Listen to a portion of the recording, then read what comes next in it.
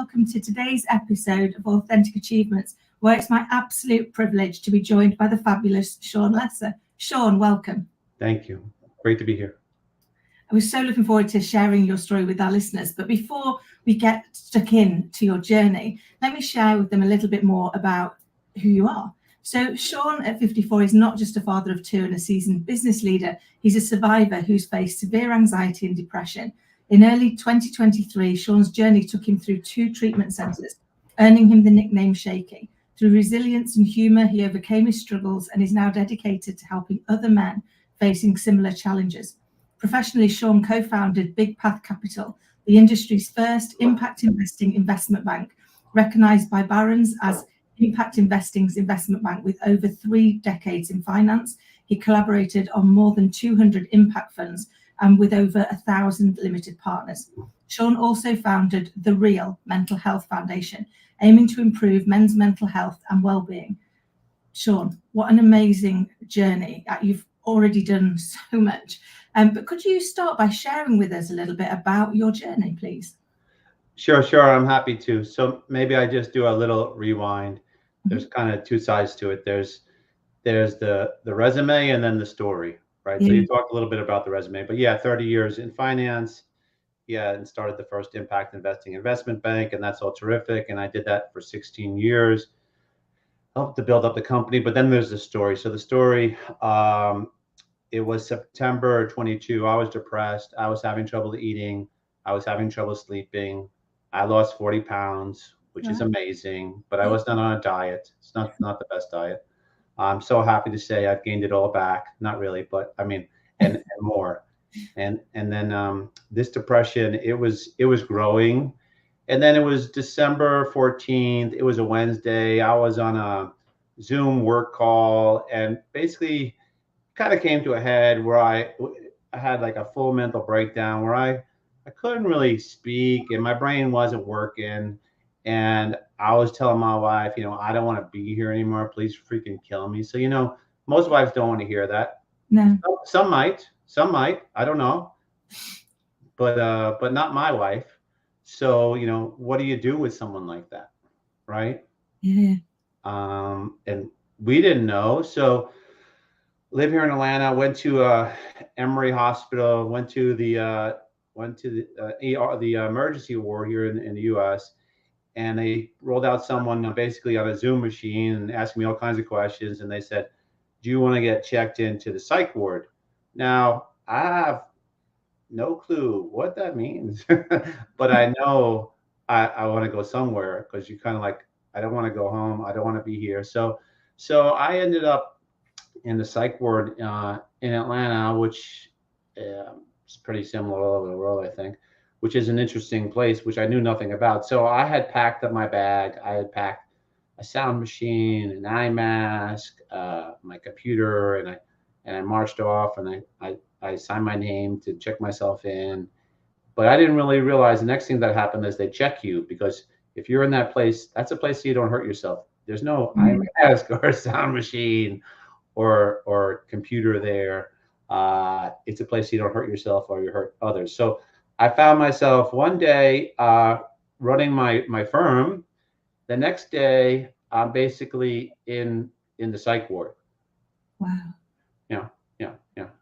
I can't even begin to imagine what that must have been like. I mean, that sense of the unknown whilst knowing that you need help, and such a contrast so quickly for you from running it one day to the next day, being in this brand new environment. I can't begin to imagine, but I'm sure you went through a whole myriad of emotions and feelings as you went through that. Yeah, so I remember being, checking in. They checked me. I had like a string in my pants. They're like, "Can't have a string." I think I had a pen or pencil. You can't have that. And then I checked into my room, and there was like a small bed. And I remember looking up, and at the doctor's offices, at least in the U.S., they have these faces like smiley, less smiley, super smile, like where you fit on this chart. And I was looking at them like, what the hell am I doing here? Right. So I was just going through my head. It's like, what is going on? Yeah. Yeah. So I was there for 3 days. I got out. I went home.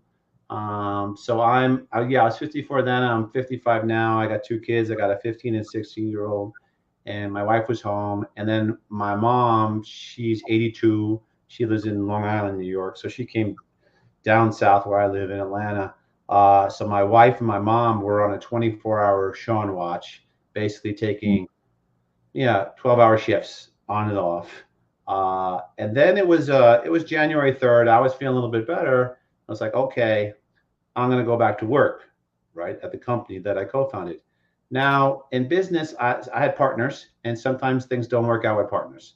So my partners ended up buying me out of the company. That's terrific. I got some money, wonderful.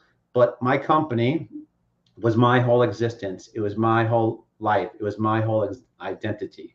So when that happened, I fell deeper into depression. And I can also just kind of tell you is since I had the reel and other stuff, and so many people have this similar type of feeling. It doesn't necessarily, it's kind of loss of identity. If you're in the police and you're not in the police, you're in the military, your kids going to college. I mean, just that is a constant story that I hear. It's like I was on this path and then it just, for whatever reason, going in a new direction. And that's really hard for me and other people to grasp. Yeah.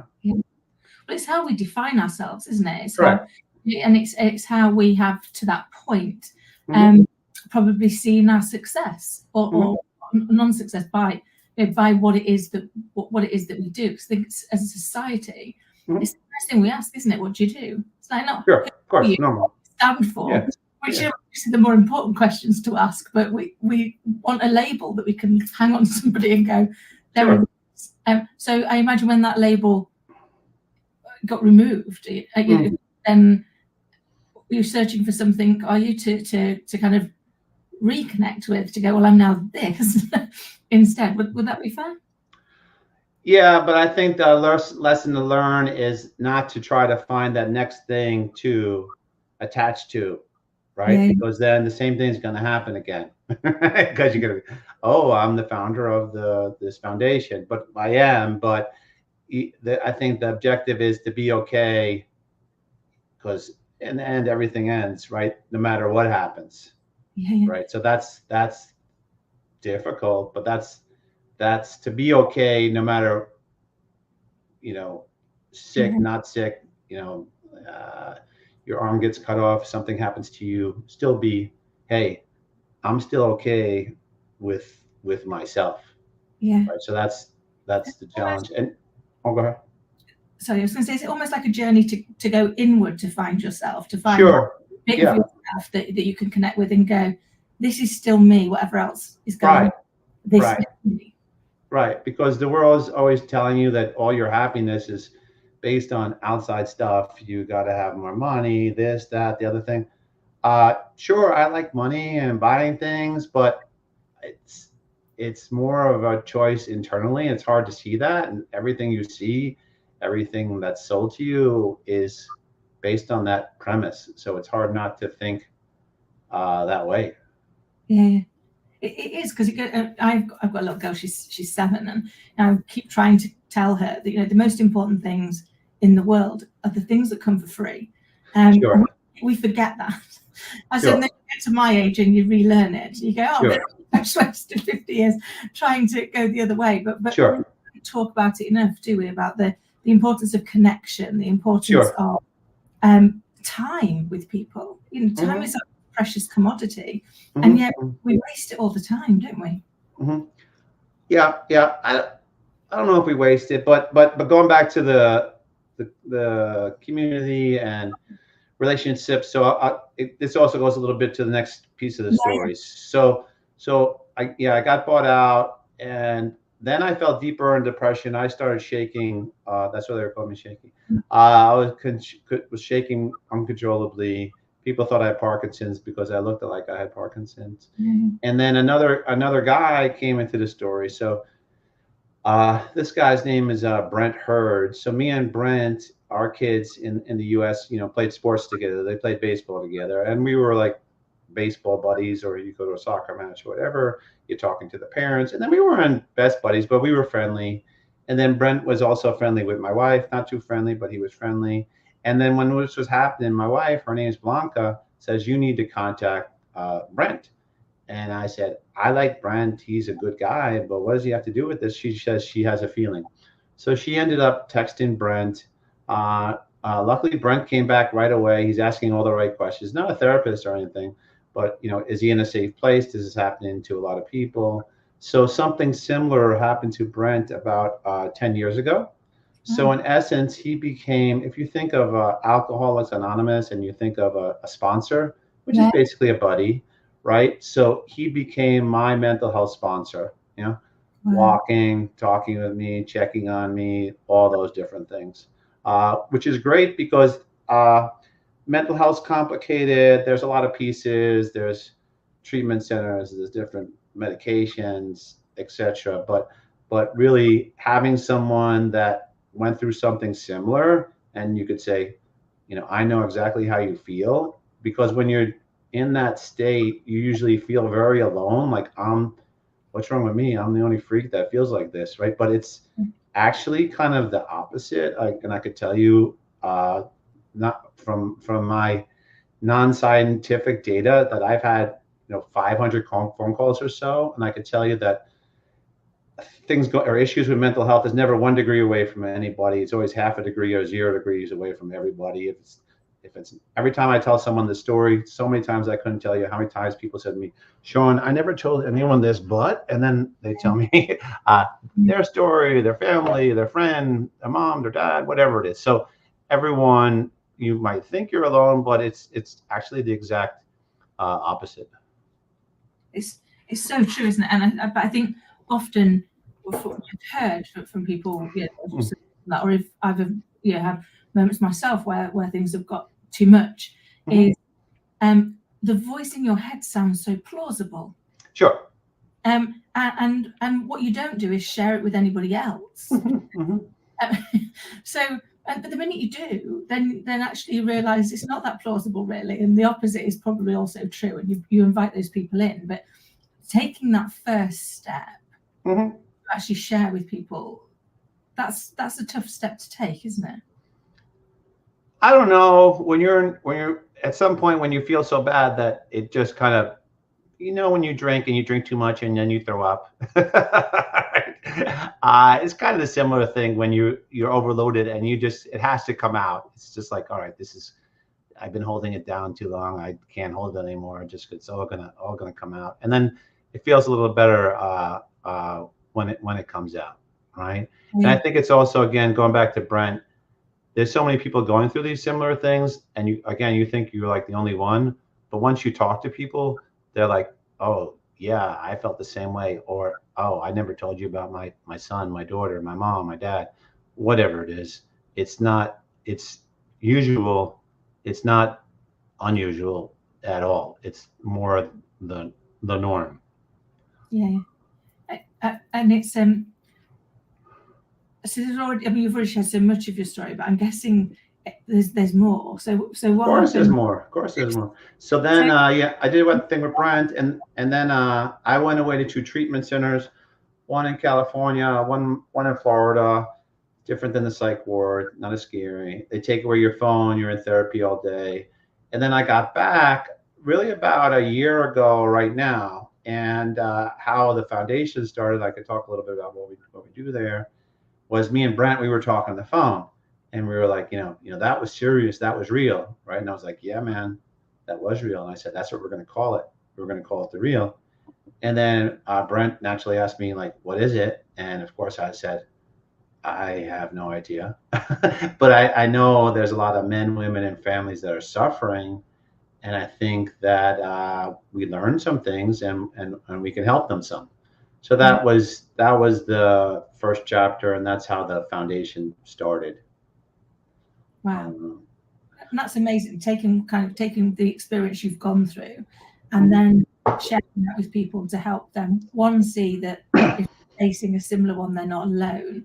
But to, I guess, demystifying some of it for people by sharing your lived experience. Yeah, that goes a little bit to what just to touch on what the foundation does. Is it's based on 3 C's. It goes conversations, goes to community, goes to change. So I'll give you a little info on that. So conversation. So exactly what you're talking about. So the talk that we're talking about, the talk that I give, I call it the real talk. Exactly, it does exactly what you say. So I've been giving the story and telling what happened. It's more of a discussion than me telling. It's more back and forth with people. But I've been doing that all across the U.S. I also did it in Davos, and I'll do some more stuff in Europe. So what happens when you tell the story? I think other people can feel they can relate, right? And they feel like, okay, Shawn seems like a somewhat normal guy. He went through this thing.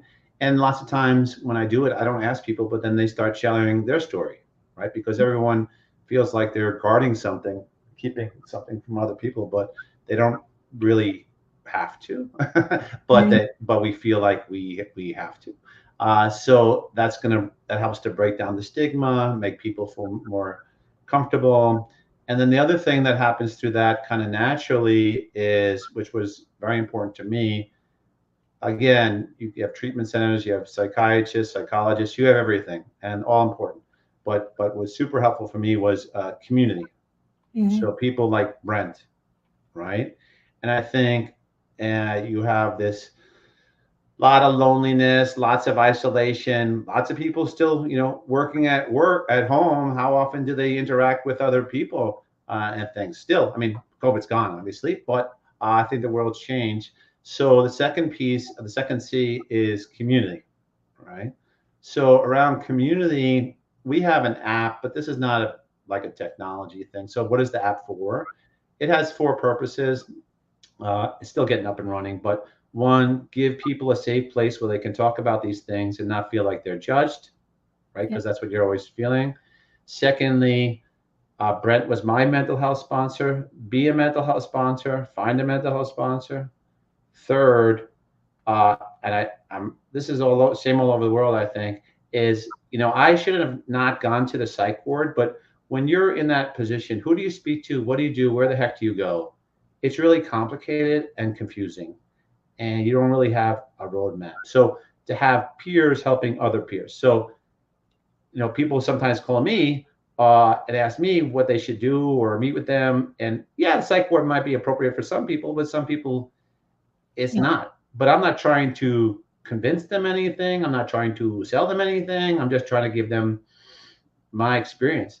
And then the third piece is also people are interested in different modalities: yoga, mindfulness, meditation, psychedelics, a whole host of things. But it's the same thing. Where do you learn about those things where you don't feel like people are trying to sell you stuff? It's good to hear from peers. And then we do other things in person. So we do this thing, for example, called the Real Walk. We do it every Thursday, 7 a.m. in Atlanta. Now it's expanding to different cities like Boston and Orlando. It's not complicated. What we do is we walk around a park. And do we talk about mental health? Sometimes. Do we talk about nothing? Sometimes. Is it good exercise? Yeah. So it's just people kind of getting together. I think in the US especially, it's a very divided place: Republicans, Democrats, all this stuff. But the thing is, you can go for a walk with anybody. Now, you might not agree with their ideas, or what they think, but that's okay. You don't have to. You can still be friends with them. And there's plenty of guys, I don't agree with anything that they say, but they're my friends. That doesn't matter. So just trying to bring people together. So it goes conversations, goes to community, goes to change. So I think of change internally, how you're through the conversations and through the community. I love that whole walk and talk piece. It's invaluable. And you said, right, we often get ourselves wedded to the need to be right. So if we have a different opinion to somebody, we start having to tell them why our opinion's better. But once you give that up, just go, well, it doesn't matter who's right or who's wrong. We're just going to chat. Doesn't matter. It doesn't matter. we can disagree and not disrespect. Sure, of course, and of course. therefore that becomes much easier. But creating that safe space for people where they can turn up and just have that talk might sound really simple, but I imagine it is invaluable for the group that are there. Yeah, no, guys like it, and it's really simple. Anyone could do it, and yeah, I think also, hey, the world's changing. Maybe before you had your job for 30 years. I don't know if that's good or bad, or going to the pub or this, that, the other thing. But there's less things like that anymore, right? And people are just kind of, lots of times they're just running and running and running. But where are you going? You got to stop for a second.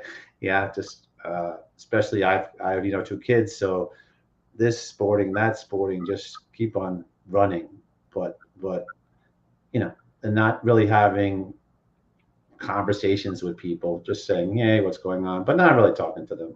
Yeah. I mean, that's normal. It's not anything unusual. No, but I think we've kind of set up our lives, haven't we? Where almost like everything, life's a destination, and it isn't. It's the journey. But we're constantly trying to get to the next destination instead of enjoying the journey as we go.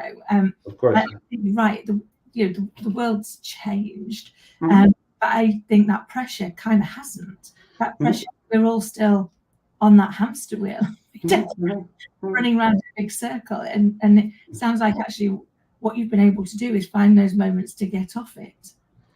No, I struggle with I'm not saying like I'm perfect and I'm sitting on a mountain, but I can hopefully kind of see it a little bit in my mind that I'm doing that, and be like, okay, because you always think you're not enough, you got to do more and all those different things. So that's one thing that, hey, trying to get in my head that you're already enough, right? You don't need to do more, even though you always think you need to do more.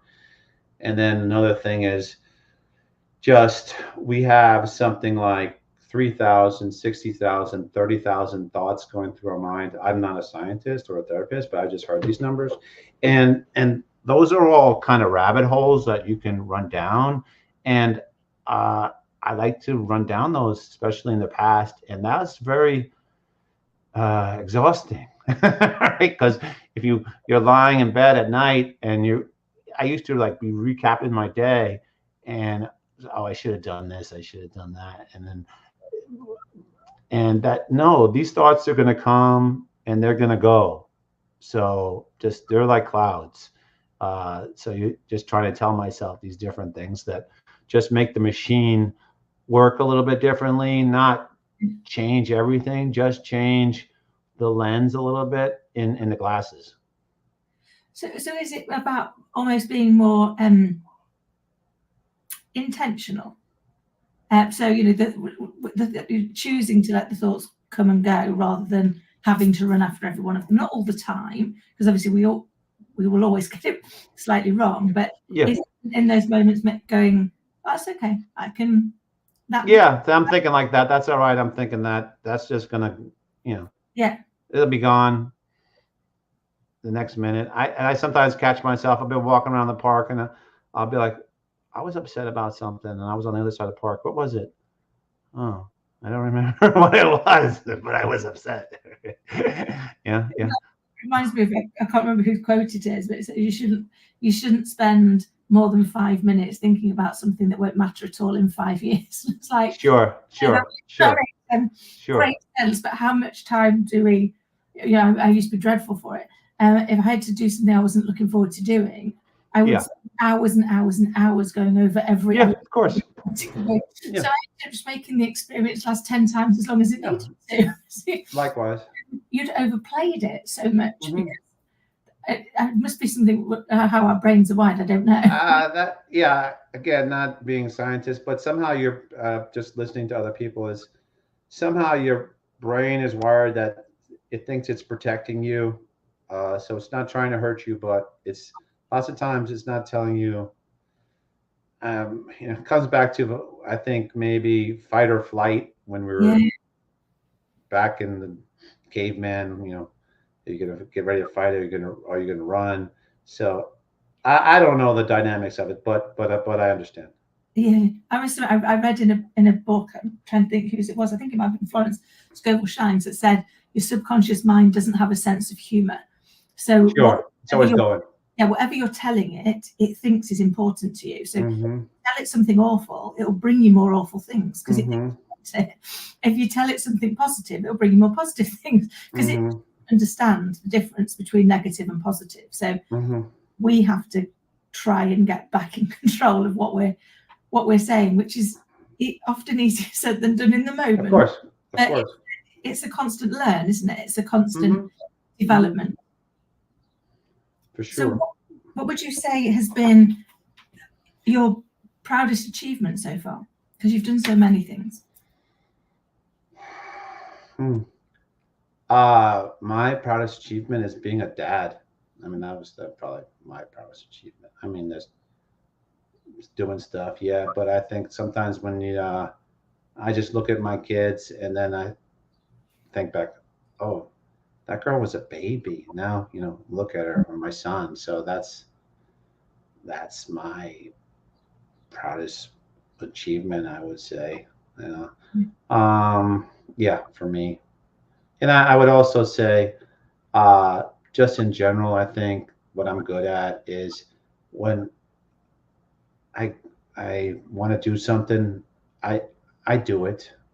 Like I don't say it and not do it. I'm like, all right, I'm gonna do this, and then I follow through and do it. Yeah, I love that because too often we don't do we? Sure, We just keep sure. moving it. But I think if you follow through, Mm-hmm. and then actually you're living by what you're setting out to live Mm-hmm. by. So what would you say has been the greatest lesson you've learned? I was thinking about that because I knew you were going to ask that question. I had one thought in my head, but lately it's changed. So I I think um, it's that you should treat yourself like a friend because you always always beating myself up, right? You would never treat a friend the way you treat yourself. Yeah, so I think it's hard to do, but to have some empathy for yourself and not always beat yourself. Oh, I did this. I should have done that. Why did I do that? This, that. So yeah, I would say that's super important to me. Oh, that's At least try to do that. I don't. It's very hard to do.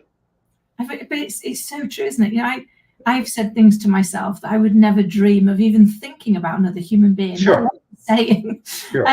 And yet you think the only person that's with you all of the time is you. Why Yes. would you choose to be with somebody you don't like? Sure. But that is really hard to develop, isn't it? To get into that, always finding the fault in ourselves instead of Oh yeah, it's being normal. able to accept the positives and own those. Not to say everything was like I'm not completely hopeless. It's like I actually can do this bit. I can do this bit quite well. And you're right. It's that. I often, one of the tricks I learned when I was trying to get through this was actually whenever I'm telling myself something awful, I had to go and stand in front of a mirror and say it to myself out loud. Okay. It's harder to do because you Yep. look into the eyes of a human being, you know it's you, but you're now facing yourself. So it kind of changes the psychology of going, I can't say that word. Sure. You're the meanest to yourself. Yeah. We are, aren't we? Yeah. And I've got a little girl as well. I'm trying to change how I speak to myself so that she doesn't learn to speak to herself in the same way, because we inadvertently teach them that, don't we? Sure, of course. It's such a great role model in showing them that actually it's okay to not be okay. It's okay to help. It's okay to share, which is such an amazing gift because so many people are too afraid to do that. I could chat to you all day, but I'm conscious of time. If there was one thing that you wish you had learned sooner, or one piece of advice that you could give your younger self, what would it be? Oh, when I was young, especially, I was very shy and I was very afraid. And just to realize that all those fears were basically a paper tiger, not really there. They're really actually in your head. So to not be so afraid. Yeah. That's what I would say. I love that. Shawn, it's been amazing to chat to you. So how can people get in touch? Obviously, we'll make sure everything's in Sure. the show notes, but Sure. how best can people connect with you? Sure. They can go to the website. It's the real.care. They can email me, Shawn at thereal.care. And then most of the things that we do, we post on LinkedIn. So just link in or look for the real on LinkedIn. Most of the stuff is there. Amazing. Shawn, thank you so very much. I'll make sure all of those ways to connect with you are in the notes below. And I look forward to hearing more of your successes and more of your being able to open this safe space for people to share and gain that community, so that they too can find their way out. Thank you. Until next time.